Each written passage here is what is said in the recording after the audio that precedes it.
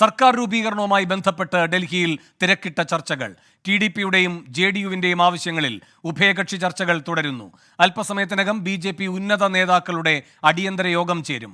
ലോക്സഭാ തെരഞ്ഞെടുപ്പ് ഫലത്തിന് പിന്നാലെ JP Nadda BJP ദേശീയ അധ്യക്ഷ പദവി ഒഴിഞ്ഞേക്കും. അധ്യക്ഷ സ്ഥാനത്തേക്ക് നിർമ്മല സീതാരാമനെ പരിഗണിക്കുന്നു. ശിവരാജ് സിംഗ് ചൗഹാൻ, ധർമ്മേന്ദ്ര പ്രധാൻ തുടങ്ങിയവരും പരിഗണനാ പട്ടികയിലുണ്ട്. അധ്യക്ഷ സ്ഥാനം ഒഴിയുന്ന JP നദ്ദ മന്ത്രിസഭയിലേക്ക് എത്തുമെന്ന സൂചന. സത്യപ്രതിജ്ഞയ്ക്ക് പിന്നാലെ RSS നേതൃത്വത്തെ അനുനയിപ്പിക്കാൻ നരേന്ദ്രമോദി നാഗ്പൂരിലേക്ക് പോകും. രാധാകൃഷ്ണൻ ഡൽഹിയിൽ നിന്നും കൂടുതൽ വിവരങ്ങളുമായി ചേരുന്നു. രാധാകൃഷ്ണൻ, എന്തൊക്കെയാണ് പാർട്ടി തലത്തിലും ഇനി വരാൻ പോകുന്ന മന്ത്രിസഭാ രൂപീകരണ തലത്തിലും BJP ആലോചിക്കുന്ന അഴിച്ചുപണികൾ?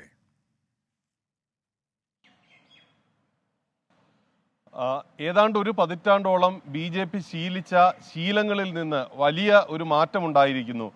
ഘടകകക്ഷികളെ തങ്ങളുടെ ചൊൽപ്പടിക്ക് നിർത്തിയിരുന്ന BJPക്ക് അവർ ഉന്നയിച്ചിരിക്കുന്ന ആവശ്യങ്ങൾക്ക് വഴങ്ങേണ്ട ഒരു അവസ്ഥയാണ് വന്നിരിക്കുന്നത്. ഇത് കഴിഞ്ഞ 3 ദിവസമായിട്ട് BJP ദേശീയ നേതൃത്വം ഉൾക്കൊള്ളാൻ ശ്രമിക്കുകയാണ്. അതിൻ്റെ ഭാഗമായിട്ടാണ് ഇന്ന് BJPയുടെ ദേശീയ നേതൃത്വം യോഗം ചേരുന്നത്. വലിയ ആവശ്യങ്ങളാണ് ഈ സീറ്റുകളുടെ പിൻബലത്തിൽ ഈ തെലുങ്ക് ദേശം അടക്കമുള്ള പാർട്ടികൾ, JDU ഉൾപ്പെടെയുള്ള പാർട്ടികൾ ഉന്നയിച്ചിരിക്കുന്നത്. അങ്ങനെയുള്ള ഒരു സാഹചര്യത്തിൽ എന്തായിരിക്കണം നയം, എന്തായിരിക്കണം തന്ത്രം, എങ്ങനെ കാര്യങ്ങളെ കൗശലത്തോടെ കൈകാര്യം ചെയ്യണം എന്നതടക്കമുള്ള കാര്യങ്ങളായിരിക്കും BJP ഇന്ന് തീരുമാനിക്കുക. അധ്യക്ഷൻ JP നദ്ദയുടെ വസതിയിൽ 10:30 മണിക്ക് BJPയുടെ മുതിർന്ന നേതാക്കൾ യോഗം ചേരും. പ്രധാനമന്ത്രി നരേന്ദ്രമോദി ഓൺലൈനായിട്ട് ആ യോഗത്തിൽ പങ്കെടുക്കുമെന്നാണ് അറിയുന്നത്. ഘടകകക്ഷികളോടുള്ള സമീപനം എങ്ങനെ വേണം, ഏതൊക്കെ വകുപ്പുകൾ അവർക്ക് കൈമാറാൻ സാധിക്കും എന്നതുൾപ്പെടെയുള്ള സർക്കാർ രൂപീകരണവുമായി ബന്ധപ്പെട്ട മന്ത്രിസഭയുടെ ഘടന എങ്ങനെയാണ് എന്നത് സംബന്ധിച്ച ഒരു ധാരണയായിരിക്കും രൂപപ്പെടുത്തുക. BJPയെ സംബന്ധിച്ച് BJPയുടെ മുതിർന്ന നേതാക്കൾ, കഴിഞ്ഞ 2ാം നരേന്ദ്രമോദി സർക്കാരിന്റെ ഭാഗമായിരുന്ന മുതിർന്ന നേതാക്കളെല്ലാം ഇത്തവണയും മന്ത്രിസഭയിൽ ഉണ്ടാകും എന്നാണ് അറിയാൻ സാധിക്കുന്നത്.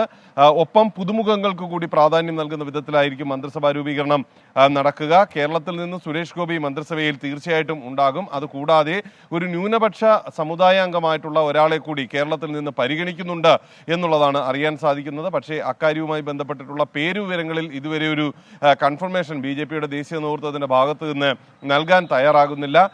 എല്ലാ സംസ്ഥാനങ്ങൾക്കും പ്രാതിനിധ്യം നൽകുന്ന വിധത്തിൽ ഉള്ള ഒരു മന്ത്രിസഭാ രൂപീകരണമായിരിക്കും നടക്കുക എന്നറിയുന്നു. ഒപ്പം എല്ലാ ഘടകകക്ഷികൾക്കും പ്രാതിനിധ്യം നൽകുന്ന വിധത്തിലുള്ള ഒരു മന്ത്രിസഭാ രൂപീകരണമായിരിക്കും നടക്കുക എന്നാണ് അറിയാൻ സാധിക്കുന്നത്.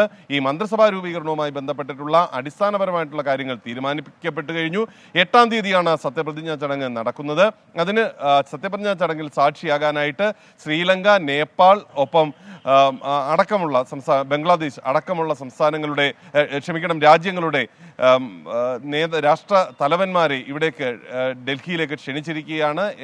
കഴിഞ്ഞ തവണ ബീംസ്റ്റെക് രാജ്യങ്ങളുടെ തലവന്മാരാണ് പങ്കെടുത്തതെങ്കിൽ ഇത്തവണ തന്ത്രപ്രധാനമായിട്ട് ഇന്ത്യയുമായിട്ട് അതിർത്തി പങ്കിടുന്ന വിവിധ രാജ്യങ്ങളുടെ രാഷ്ട്രതലവന്മാരെ പങ്കെടുപ്പിക്കാനായിട്ടുള്ള ശ്രമങ്ങളാണ് ഇപ്പോൾ നടക്കുന്നത്.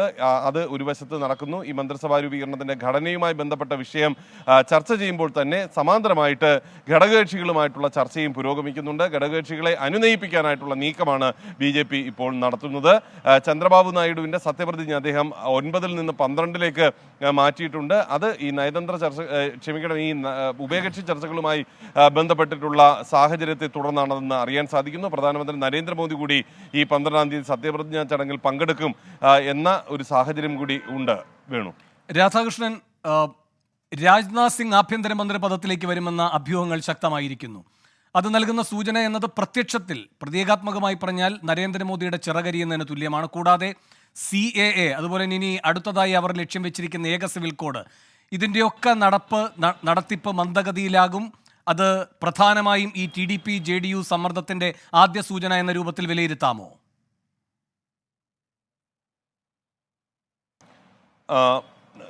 ഇതിൽ പ്രധാനപ്പെട്ട ഒരു കാര്യം, രാജ്നാഥ് സിംഗിനെ ആഭ്യന്തര വകുപ്പിലേക്ക് കൊണ്ടുവരിക എന്ന വിധത്തിലുള്ള ഒരു ചർച്ച പാർട്ടിക്കുള്ളിൽ ഉണ്ടായിട്ടുണ്ട്. അത് ആഭ്യന്തരമന്ത്രി ആയിരുന്ന അമിത്ഷായുടെ ഏതെങ്കിലും വിധത്തിലുള്ള ഒരു പെർഫോമൻസുമായി ബന്ധപ്പെട്ടിട്ടുള്ളതല്ല. മറിച്ച് കുറച്ചുകൂടി കാര്യങ്ങൾ കൗശലത്തോടെ കൈകാര്യം ചെയ്യാൻ പ്രാപ്തനായിട്ടുള്ള ആൾ രാജ്നാഥ് സിംഗ് ആണ് എന്ന വിലയിരുത്തലിന്റെ അടിസ്ഥാനത്തിലാണ്. കാര്യങ്ങൾ വെട്ടിത്തുറന്ന് മുന്നോട്ട് പോകുന്ന അമിത്ഷായുടെ സമീപനം പല ഘട്ടങ്ങളിലും സംഘർഷങ്ങളിലേക്ക് കാര്യം വഴി നയിച്ചിട്ടുണ്ട്. ഒരുപക്ഷെ ആദ്യ നരേന്ദ്രമോദി സർക്കാരിന്റെ സമയത്ത് ഉണ്ടായ ആ ഒരു സഹവർത്തിത്വം മറ്റ് പ്രതിപക്ഷവുമായിട്ടുണ്ടായിരുന്ന ഒരു സമീപനം അടക്കമുള്ളവ ഒരുപക്ഷെ വീണ്ടും ഇപ്പോഴത്തെ ഒരു സാഹചര്യത്തിൽ അനിവാര്യമാണ് എന്ന ഒരു വിലയിരുത്തൽ കൂടി ഇതിന്റെ ഭാഗമായി നിലനിൽക്കുന്ന ഒരു പശ്ചാത്തലത്തിലാണ് അത്തരത്തിലുള്ള ഒരു നിഗമനത്തിലേക്ക് കാര്യങ്ങൾ എത്തുന്നത്.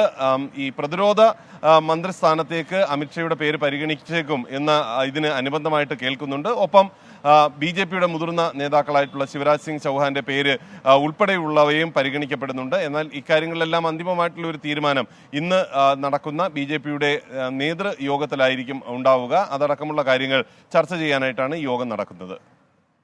രാധാകൃഷ്ണൻ, എന്തൊക്കെയായിരിക്കും TDPയുടെയും JDUവിന്റെയും ആവശ്യങ്ങൾ?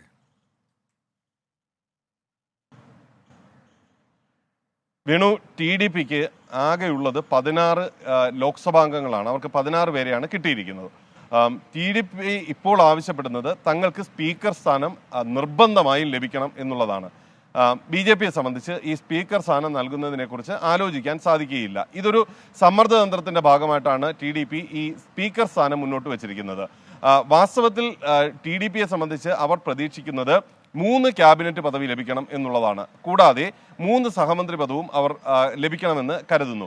ഈ 3 ക്യാബിനറ്റും 2 സഹമന്ത്രി പദവും എന്ന വിധത്തിലും അവരൊരു ഒത്തുതീർപ്പിന് തയ്യാറാണ് എന്ന സന്ദേശം നൽകിയിട്ടുണ്ട്. പക്ഷെ BJP പറയുന്നത് 1 ക്യാബിനറ്റും 3 സഹമന്ത്രി പദവും നൽകാം എന്നുള്ളതാണ്. ഈ വിധത്തിലാണ് ചർച്ചകൾ നിന്നിരുന്നത്. പക്ഷേ അക്കാര്യത്തിൽ തങ്ങൾ തയ്യാറല്ല, ആവശ്യമെങ്കിൽ തങ്ങൾ പുറത്തു നിന്നുകൊള്ളാം എന്ന് സൂചിപ്പിക്കുന്ന സൂചന പോലും TDPയുടെ ഭാഗത്ത് നിന്ന് ഉണ്ടായിട്ടുണ്ട് എന്നുള്ളതാണ്. മഞ്ഞുരുക്കാൻ വേണ്ടിയിട്ടുള്ള ശ്രമങ്ങൾ BJPയുടെ ഫ്ലോർ മാനേജർമാർ ആരംഭിച്ചിട്ടുണ്ട്. പക്ഷേ അതിന് ഏതെങ്കിലും വിധത്തിലുള്ള ഒരു അനുകൂലമായിട്ടുള്ള സാഹചര്യം ഉണ്ടായിട്ടില്ല എന്നതും അനുബന്ധമായിട്ടുള്ള വസ്തുതയാണ്. TDPയെ സംബന്ധിച്ച് അവർ ആവശ്യപ്പെടുന്ന വകുപ്പുകളും വളരെ പ്രധാനപ്പെട്ടതാണ്. ആരോഗ്യ വകുപ്പ് പ്രധാനമായിട്ട് അവർ ആവശ്യപ്പെടുന്ന വകുപ്പുകളിലൊന്ന് ആരോഗ്യമാണ്. ഉപരിതല ഗതാഗതം ഉൾപ്പെടുന്ന റോഡ് അടക്കമുള്ള വകുപ്പ് അവർ ആവശ്യപ്പെടുന്നുണ്ട്. നിലവിലിത് നിതിൻ ഗഡ്കരി കൈകാര്യം ചെയ്തുകൊണ്ടിരിക്കുന്ന വകുപ്പാണ്. കഴിഞ്ഞ സർക്കാരിൻ്റെ കാലത്ത് ഏറ്റവും അഭിനന്ദനം അർഹിച്ചിട്ടുള്ള, ഒരുപക്ഷെ ഈ പ്രതിപക്ഷ നിരയിൽ നിന്ന് പോലും അഭിനന്ദനം അർഹിച്ചിട്ടുള്ള ഒരു മന്ത്രിയാണ് നിതിൻ ഗഡ്കരി. അദ്ദേഹത്തിൻ്റെ പക്കലുണ്ടായിരുന്ന ഈ വകുപ്പ് അതുകൊണ്ട് കൈമാറാൻ BJPയെ സംബന്ധിച്ച് ബുദ്ധിമുട്ടുണ്ട്. കൃഷി അടക്കമുള്ള വകുപ്പുകൾ, IT ഉൾപ്പെടെയുള്ള വകുപ്പുകൾ, വാണിജ്യ വ്യവസായ വകുപ്പ്, ഇതൊക്കെയാണ് തൃണമൂൽ കോൺഗ്രസ് ആവശ്യപ്പെടുന്നത്. മറുവശത്ത് JDUവിനെ സംബന്ധിച്ചും ഏറെ തന്ത്രപ്രധാനമായിട്ടുള്ള സ്പീക്കർ സ്ഥാനം അവർ ആവശ്യപ്പെടുന്നുണ്ട്. ഒപ്പം സ്പീക്കർ സ്ഥാനത്തിന് പിന്നാലെ 3 ക്യാബിനറ്റ് പദവി എന്ന് അവർ പറയുന്നുണ്ട്. കൃഷി അടക്കമുള്ള വകുപ്പുകളാണ് അവർ ആവശ്യപ്പെടുന്നത്. റെയിൽവേ വേണം, നിശ്ചയമായും തങ്ങൾക്ക് റെയിൽവേ ഏത് ഘട്ടത്തിലാണെങ്കിലും റെയിൽവേ മുൻപ് NDA സർക്കാർ അല്ലെങ്കിൽ BJPക്ക് ഭൂരിപക്ഷമില്ലാത്ത സമയത്ത് ഉണ്ടാക്കിയ സർക്കാരിൻ്റെ ഘട്ടത്തിൽ തങ്ങൾക്ക് റെയിൽവേ തങ്ങളുടെ പക്കലായിരുന്നു എന്നതടക്കമുള്ള കാര്യങ്ങൾ അവർ ചൂണ്ടിക്കാട്ടുന്നുണ്ട്. ഇനി ഇവരെ ഈ 2 കക്ഷികളെ കൂടാതെ ചെറിയ കക്ഷികളും വളരെ ശക്തമായിട്ടുള്ള ആവശ്യങ്ങളാണ് മുന്നോട്ട് വെച്ചിരിക്കുന്നത്. ചിരാഗ് പാസ്വാൻ മുന്നോട്ട് വെച്ചിരിക്കുന്നത് 1+1 ഒരു ക്യാബിനറ്റ്, ഒരു സഹമന്ത്രി പദം എന്ന വിധത്തിലാണ്. ഷിങ്ഡെ വിഭാഗവും മുന്നോട്ട് വെച്ചിരിക്കുന്നത് ആ വിധത്തിലാണ്. മാഞ്ചിയും ആ ആവശ്യം ആ വിധത്തിൽ മുന്നോട്ട് വയ്ക്കുന്നു.